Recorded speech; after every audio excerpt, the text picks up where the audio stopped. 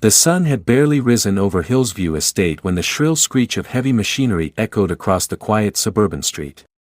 Residents peeked through their curtains as a massive yellow excavator tore through the stone pillars of a grand colonial mansion, 12,000 square feet of history, legacy, and love reduced to rubble in under 3 hours. Dust flew into the air, swirling around shattered windows, crushed grand pianos, and pieces of century-old mahogany stairs. The house had stood for nearly 80 years, the crown jewel of the neighborhood. Now it was gone. And standing at the edge of the wreckage, moments after returning from a legal conference overseas, was Gregory Maddox, 63, dressed in a charcoal black suit, suitcase still in hand. He didn't scream. He didn't cry. He simply stared. Because that house wasn't just his. It was his father's house. The house where he grew up. The house where his mother died holding his hand. And now, it was rubble. Then a woman in a light gray suit stepped forward. Her tone sharp and unapologetic. This demolition was legally authorized by the HOA due to multiple violations and years of non-compliance, she snapped. You should have been here to handle it. Gregory slowly turned to her, his voice low, calm, and dangerous. Do you know who I am? The woman smirked. I don't care. Gregory's jaw tightened. I'm Chief Judge Gregory Maddox of the State Supreme Court. Her smirk disappeared. Cut to black. 2 months earlier. Gregory Maddox lived a quiet, well-respected life. As Chief Judge, he presided over some of the toughest cases in the state. Known for his sharp mind and unshakable ethics, he had earned the respect of both the legal community and the public. But outside the courtroom, he was a private man, one who cherished simplicity and tradition. That's why, even after his parents passed, he refused to sell the family estate. The mansion was more than just bricks and wood. It held stories, laughter echoing through the halls, his mother's garden of wildflowers in the back, his father's law books still lined neatly in the library. The home was a protected historical structure on the edge of a posh, HOA-governed suburb called Hillsview Estate. The house technically predated the HOA, but the board had long fought to have it brought under their control. Gregory knew the law. And he knew they had no legal right to enforce HOA rules on his property. Still, they tried. Letters came monthly. Complaints that the classic columns were visually disruptive. That the landscape was unkempt. That the paint color didn't match the aesthetic palette. Gregory always responded, politely, firmly, with documents attached. He even invited the board to visit the courthouse to review the zoning laws themselves. They never came. But the pressure grew. Then, an emergency conference took Gregory out of the country, a UN-sponsored summit on legal ethics in The Hague. He was gone for just under 2 weeks. When he returned, everything he loved had been turned to dust. The low came first, in the form of a letter taped to the gate. Notice of demolition executed in accordance with Emergency Authority Section 19.8, property found in prolonged neglect and environmental hazard. It was signed by Tessa Langford, the new HOA president. A former real estate investor turned suburban tyrant. She claimed mold had been reported. Overgrowth spotted. Neighbors concerned about property values. It was a lie. There had been no inspection. No warning. Gregory walked through the wreckage alone, stepping over broken picture frames, crushed heirlooms, and splinters of the floor where he'd taken his first steps. The legal books were gone. The baby grand piano shattered. Even the old photo albums, sealed in a cedar chest, were gone. They hadn't just demolished a house. They had erased a lifetime. Gregory made one call, to the clerk of the state judiciary. Within hours, 2 U.S. Marshals arrived on site. He didn't raise his voice. He didn't threaten anyone. He simply handed them a folder. Inside. Historical designation certificates. Deed predating the HOA by 44 years. Copies of legal exemption clauses. Photos of the home just 3 weeks prior, perfectly intact. And finally, a signed order authorizing a full state investigation into HOA corruption. Tessa watched from her SUV as the marshals approached her. One of them looked her square in the eye and said, "You better call your lawyer." Tessa frowned. "What's this about? Demolishing a house protected by state law, and destroying historical assets?" He stepped aside. "That's not just a violation. That's a felony." And just like that, the woman who smirked at Gregory an hour ago, turned ghost white. Judge Gregory Maddox returned from an international legal summit to find his $15 million family estate, and every trace of his childhood memories, completely destroyed by the HOA.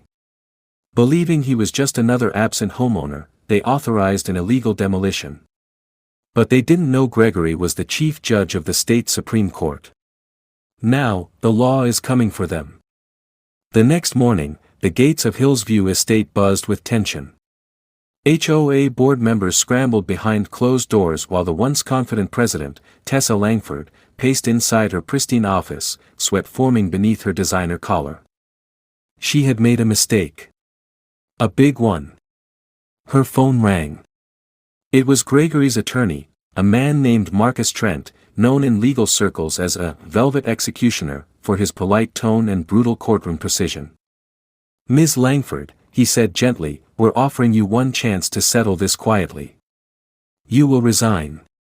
The HOA will publicly apologize. And we'll set damages at a flat $15 million. Tessa choked. $15 million. Marcus remained calm. "One for every year of Judge Maddox's memories that you buried in rubble. Decline, and we go to trial.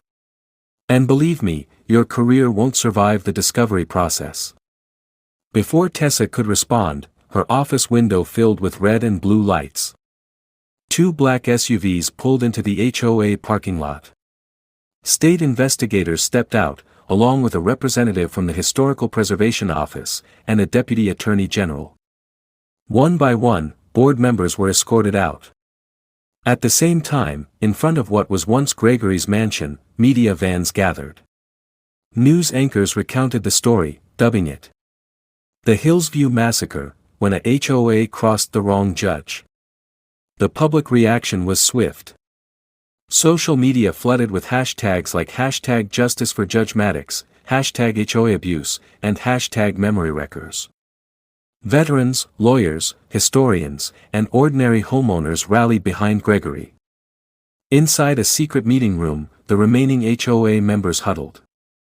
"We have to fight back," whispered David Knox, the HOA's treasurer. "We can't let this man destroy everything we've built." "But we destroyed his home," one board member muttered. David slammed the table. "Then we spin it. We'll say he ignored warnings. That the house was a public hazard. Mold, termites, unsafe structure. We'll hire an expert to say anything we need." Tessa nodded slowly. "We're not losing this. Not to some arrogant judge with a sob story." Back at the ruins of the mansion, Gregory walked the grounds silently. Each step was painful. His shoes kicked up dust where the living room used to be. Then something caught his eye, a small, half-crushed wooden box buried beneath the rubble. He knelt and brushed it off. It was his mother's memory chest. Inside, despite the damage, a few photographs had survived. A black and white image of his parents on their wedding day. A crayon drawing he'd made at age 6 of the house. A faded ticket stub from his first baseball game with his father. He clenched the box to his chest, tears forming for the first time since the demolition. They hadn't just torn down walls, they tried to erase a life. But this chest, this was enough to remind him, he would rebuild. And he would make sure no one else ever suffered this kind of loss again. Days later, in a packed courtroom, the HOA's legal team smirked as they submitted a surprise motion. "We move to dismiss all charges based on Emergency Ordinance 42.6b, granting HOAs discretionary action in cases deemed immediate risk." Judge Maddox sat silently at the plaintiff's table, recused from judging the case, but present as a witness and plaintiff. Everyone turned to the bench. But the presiding judge, a longtime friend of Gregory's, just raised an eyebrow. Interesting motion. But 42.6b only applies if the property is under HOA jurisdiction. He flipped a folder open. This property was never legally annexed into the Hillsview HOA. Therefore, the motion is denied. Gasps rippled through the courtroom. The HOA team froze. And Gregory slowly leaned forward, voice calm but powerful. You just built your whole case on sand. The HOA thought they could sweep Gregory Maddox's loss under the rug with a legal loophole, invoking an emergency ordinance to justify the destruction. But in court, it was revealed that Gregory's home had never been legally under HOA jurisdiction. Their case? Crumbling. And Gregory? Just getting started. Tessa Langford stormed out of the courtroom, her heels striking the marble floor like gunshots. She barked into her phone, I want our legal team to dig up anything on Judge Maddox. Dirt, history, mistakes, anything. But back at the HOA office, panic had already begun. Whistleblowers emerged. A retired board member sent an anonymous file to the Attorney General's office. It contained emails, text messages, and voice memos exposing the truth. The demolition was pre-planned. They never intended to wait for Gregory's return. The claim of mold and structural damage? Fabricated. Tessa had already signed a development interest letter with a luxury housing firm called Modern Vale, promising to sell the land once the problem was cleared. Worse yet, Modern Vale had quietly donated to the HOA board's campaign fund under a fake neighborhood beautification grant. The HOA hadn't just acted without authority, they had acted with intent to profit. Gregory Maddox stood before a sea of flashing cameras outside the courthouse. He wasn't in his robe, just a plain black suit and the same tie his father had worn when he argued his first case in 1962. I did not ask for this fight, he said calmly. But I will see it through, not just for myself, but for every homeowner, every veteran, every elderly couple who's ever been bullied by a homeowners association drunk on power. He held up a photo from the memory chest, a picture of himself as a boy, sitting on the front porch of the now demolished mansion. This house was my childhood. And now it's a crime scene. Reporters surged forward. Judge Maddox, are you planning to press criminal charges? He didn't hesitate. Yes. Inside her office, Tessa made one final, desperate move. She contacted Conrad Vale, a high-priced crisis attorney who specialized in flipping media narratives. Conrad arrived the next day with his usual smug grin and flashy cufflinks. We're going to change the story, he said. No more talking about the house. We make it about you. A woman leader, unfairly attacked. The David versus Goliath angle. Tessa scoffed.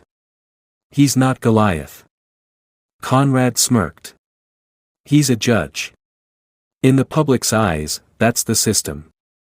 We paint him as the establishment. You're the neighborhood protector. They launched a PR campaign. HOA president just tried to keep her community safe, now she's being punished. It worked, briefly. Until one of Tessa's former assistants came forward with a signed NDA and a hard drive full of proof that the campaign was a lie. Text messages. Drafted statements. Emails from Modern Vale. And an audio recording of Tessa saying, if Maddox wants to hold on to that dusty old museum, he can do it somewhere else. I want condos. In the next hearing, Gregory's legal team brought the assistant forward as a surprise witness. The courtroom fell silent as the recording played aloud. Gasps. Whispers. Shock. Then Gregory stood, face expressionless, and addressed the judge. Your Honor, I request the court file an emergency injunction not only against the HOA, but against Modern Vale and all commercial development of my family's land. We now have criminal conspiracy to defraud a state official and deliberate destruction of a protected property. Tessa looked like she had been punched in the gut. The judge nodded. Granted. That evening, while the sun set over the crumbled ruins of Gregory's former home, state agents arrived at the gated community of Hillsview. They didn't knock. They served Tessa Langford and 2 board members with formal arrest warrants. Conspiracy to commit fraud. Destruction of protected property. Tampering with official records. Intent to profit from unlawful acts. As Tessa was escorted into the back of a state cruiser, cameras rolled. Reporters shouted. How does it feel to destroy a judge's home? Do you regret it now? But she stayed silent. From across the street, Gregory watched. He wasn't smiling. He wasn't vengeful. He was quiet. Because justice wasn't about revenge, it was about truth. And truth had finally arrived. After weeks of denial and deceit, HOA President Tessa Langford and 2 board members were arrested for fraud, conspiracy, and destruction of protected property. The evidence was overwhelming. The public was furious. And Judge Gregory Maddox, still grieving the loss of his home and history, had just begun uncovering the rot beneath Hillsview estate. 2 weeks after the arrests, Gregory stood at the edge of his now fenced lot. The debris had been cleared, the media buzz had faded, but the emptiness remained. It was no longer about the money. It never was.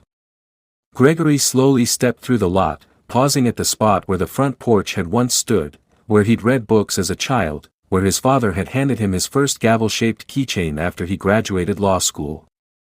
Nothing but dirt now. That night, he sat in his quiet apartment downtown, flipping through a binder of handwritten letters from strangers. Veterans thanking him for standing up to HOA tyranny. Families sharing their own horror stories of fines, threats, and forced sales. Kids who used to visit the old house on Halloween, now crushed that it was gone. One letter hit the hardest. Dear Judge Maddox, I lost my dad last year. I know you lost yours too. When I saw your story, I told my mom, that judge is a hero. Thank you for protecting memories when others don't. Tyler, age 9. Gregory wiped his eyes, closed the binder, and made a decision. I'm going to rebuild. Not just the house, but the system. 3 weeks later, Gregory stood in front of the state assembly to testify in support of the Maddox bill, legislation that would strip HOAs of demolition powers without court orders. Require full transparency in HOA spending and developer relationships. Protect historically registered homes, even within HOA zones. Create a homeowner protection board to investigate HOA misconduct. He delivered a powerful speech. What was destroyed was more than brick and glass. It was legacy. And if we don't put a leash on unchecked HOA authority, more legacies will fall. The chamber gave him a standing ovation. The bill passed its first reading with bipartisan support. Outside, a reporter asked him, Judge Maddox, do you think this is enough justice? Gregory smiled softly. It's a start. But behind the scenes, Modern Vale Developments wasn't finished. Its CEO, Eli Strauss, furious that their land deal had collapsed, launched a legal counterattack. His lawyers filed a $20 million defamation suit against Gregory for unlawful public slander and interference with private business interests. Gregory's team wasn't surprised. These lawsuits are meant to silence, Marcus Trent said. They know they won't win. But they want to drain you. Gregory didn't blink. Let them come. He countersued. This time, for attempted bribery, unlawful political lobbying, and corporate conspiracy to acquire protected property by coercion. The case went federal. Then something unexpected happened. Citizens from across the country, especially those who had suffered HOA abuse, began rallying behind Gregory. Crowdfunding campaigns raised over $3 million in legal support. Dozens of homeowners submitted affidavits exposing similar developer HOA scams. A nationwide petition gathered over 500,000 signatures demanding federal HOA reform. People didn't just see Gregory as a victim. They saw him as a symbol. Even late-night TV hosts joked. You know you messed up when you tear down a judge's house, and he rebuilds the legal system on your head. One morning, Marcus walked into Gregory's apartment with an envelope. It's official, he said. The trial is scheduled. Civil, federal. Modernvale versus Maddox. And the judge presiding? Gregory looked up. Marcus smirked. Someone who used to intern under you. Judge Elena Price. She remembers everything you taught her. Gregory stood and buttoned his jacket. Good, he said. Because this time, I'm not just fighting for a house. I'm fighting for every American who ever lost their home to greed.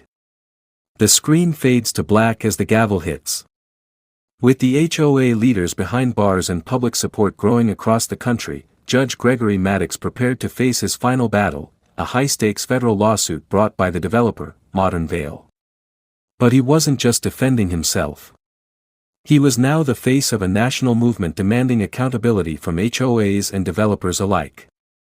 The trial opened in a massive federal courtroom in D.C., packed with reporters, spectators, and legal minds from across the country. Modernvale's legal team entered like royalty, 5 top-tier attorneys, each known for crushing class action suits and burying victims in paperwork. Gregory entered alone. No entourage. No theatrics. Just his lead attorney, Marcus Trent, and a file folder held tightly in his hands, containing the truth. Modernvale opened strong. Their argument. They never authorized the demolition. They merely expressed interest in future development. Tessa Langford acted alone and had no contractual ties to Modernvale. Gregory's public statements caused irreparable harm to their reputation and cost them millions in investments. Their goal, silence him, bankrupt him, erase the movement. Marcus stood up calmly and handed a document to the judge. Your Honor, he said, we'd like to enter into evidence the following communications between Modernvale CEO Eli Strauss and Tessa Langford, including recorded Zoom calls, email threads, and encrypted text messages retrieved from Ms. Langford's confiscated devices. On the screen appeared a grainy recording. Eli Strauss, Tessa, I don't care how you do it. Just get that house gone. We've already got plans for 6 mini-lots on the site. The courtroom went silent. Gasps filled the air. The judge leaned forward. Is this verified? Marcus nodded. We brought in a forensic tech team from the Department of Justice. 100% authentic. Eli's lawyers froze. One of them lowered his head. The jury was watching. So was the country. Gregory's words rang clear. You thought you could erase a home, a life, a legacy, for profit. But what you actually destroyed was your credibility. That evening, Gregory received a mysterious call. A voice, disguised and filtered. Drop the countersuit. Walk away now. Or we go after the people helping you, your assistant, your law clerk, even your gardener. You'll be safe. But they won't. Gregory said nothing. He simply hung up and called the FBI. By morning, 3 more arrests were made, including one of Eli Strauss's bodyguards, caught trying to bribe a key witness. The threat had failed. And the case? Now stronger than ever. After 2 weeks of intense arguments, public testimonies, and national attention, the jury delivered its verdict. Modernvale was found guilty of corporate conspiracy, attempted bribery, collusion with HOA officials, malicious destruction of protected property. Damages awarded to Gregory Maddox, $50 million. But he didn't keep a cent. At the press conference, Gregory stunned the media. I'm donating every dollar to the Homeowners Justice Foundation. a nonprofit dedicated to fighting HOA abuse, protecting historical properties, and giving homeowners the legal tools to defend themselves. Because this was never about money. It was about dignity. Months later, on the same land where the old mansion once stood, a new structure was rising. Not just a house, but a memorial courthouse designed in honor of Gregory's late father and every homeowner who had been silenced by greed. A small garden bloomed near the front, a replica of his mother's original wildflower patch. Nearby stood a plaque that read, "In memory of what they took. In honor of what we rebuilt." Children now ran across the lawn. Retired veterans toured the property. And families who had once feared speaking up were now finding their voices. Gregory stood on the new steps, smiling as a young law student approached him. "Judge Maddox, you're the reason I applied to law school." Gregory nodded. "Good," he said. "Now make sure no one ever goes through what I did." If you like this story, comment, share and subscribe to our channel for more interesting stories.